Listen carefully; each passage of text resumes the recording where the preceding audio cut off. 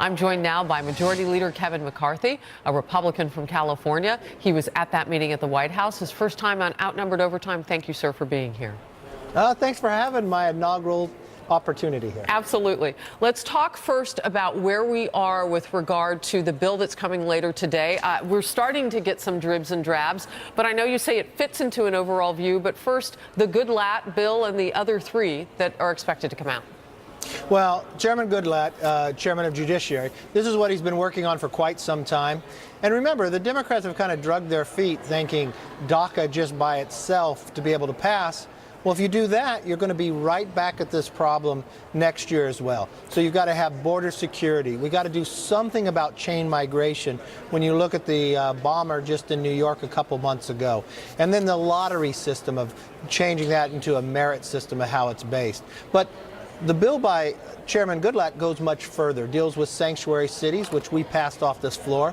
Kate's Law, which we passed off this floor too, is inside there. And then he goes into also about guest workers, E-Verify, and some other things. So it's a much broader immigration reform bill, but it also deals with DACA as well. And I said the other three, I want to be fair, Representatives Labrador, McCall, and McSally are also with the Chairman Goodlatte on this bill. So talk to me just about where the president was toward the end of that meeting that we got to see before the reporters were booted out, but it was a lot to take in 55 minutes live. Where was the president finally in the idea of what will be talked about before next Friday, the government shutdown date, the deadline, January 19th, in terms of immigration? What will be included? Well, the president was exactly at the end of the meeting where he was at the beginning. First of all, he said we have a funding debate going on with our military, and we all know the challenges for our military and what's happening around the world. So what he asked is, let's not play politics with the military. Let's get our budget agreement and move forward with that. But to deal with DACA, because that's not till March, and with the recent court case, maybe that's a little later. But he says to deal with DACA, let's deal with 4 issues, and let's only talk about those 4. And when the president refers to DACA, that's what he's talking about. Dealing with DACA, dealing about border security, dealing about chain migration, and then dealing about the lottery system. Those are the 4 elements and principles, what we all agreed to in that room after, at the end of the meeting, that's where we would have our focus, that's where we'd have our discussions as we move forward. The leaders in there, we will get together today, and then we'll put that group back together hopefully tomorrow and the next day to continue our work to solve this problem. You know, as I looked at that meeting, it felt epic. And I was watching social media during it that people had never seen the curtain pulled back quite that way for that long. What was it like for you as you look back over your career?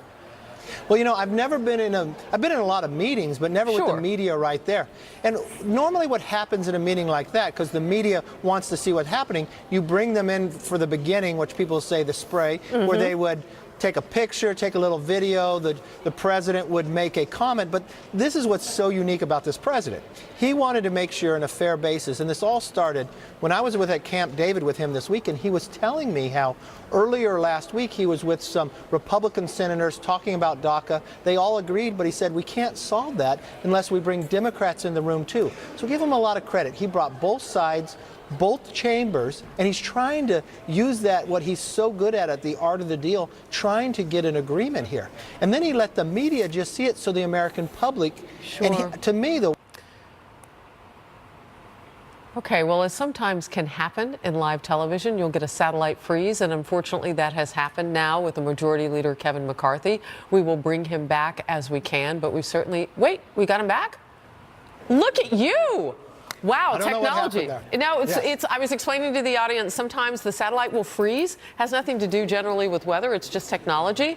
And it seldom works out that you come back, but we're so grateful. All right, so to further this point, because we did see some contentious moments, which I think are valuable for the American public to see. We saw Cuellar of Texas with his charts and things. What was it like in those moments? Because sometimes you can shut a conversation down. Do you feel like you're moving forward? I felt that meeting was one of the most productive meetings. I'll tell you this. Congressman Cuellar, he just stopped me on the floor and said that was a great meeting. When can we meet again? And he was starting to think about those elements that we just talked about prior on some ideas of where they can go.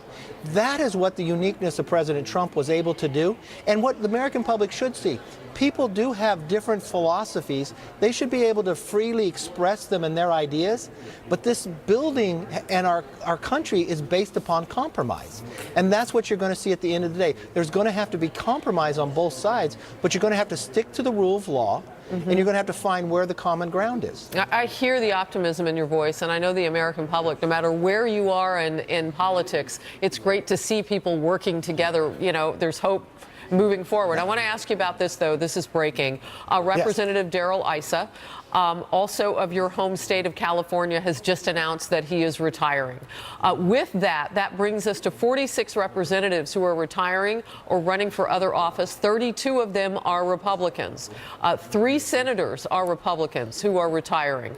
You've got kind of an institutional knowledge drain with chairmen leaving their offices, Orrin Hatch in Utah, for example. How do you go forward in a midterm year and lead and get things done, knowing that you've got some exit points of some pretty strong people in your party? Well, first of all, we'll finish out 2018 very strong because they're not exiting. They got another year to go. So you have that brain power still here. But remember, one thing that Republicans do, we don't pick chairman based upon the amount of years you served in Congress. It's your ability. And Chairman Issa was already a chairman of oversight. He did a tremendous job there. He served here a number of years. He wants to go off and to do something else as well. He's been a very successful businessman. Same thing with Mr. Royce. He's term limited as chairman. And same thing with Schuster. So yeah, are there more Republicans? Yes, because there's more Republican members. And a number of members who are departing, like Kristi Noem, she's running for governor of South Dakota. Yeah, other offices. Or you got Diane Black. So they're actually moving up. We will bring more people in. It'll be successful in that. And that's the uniqueness that we have. The competition makes even people better. Yeah, and one of the things I'm reading, too, is if you look statistically, you always lose some people along the way, right after an election sometimes, other parts of the year, too. But I wanted to ask you, because Representative Issa has been very vocal on certain items, and just get your thoughts. So I appreciate that. Majority Leader, will you come back another time? I will gladly come back. We'll have the satellite complete for the whole time. Look at you, just ruling it. Thank you. Happy New Year. All right. Thank you. The White House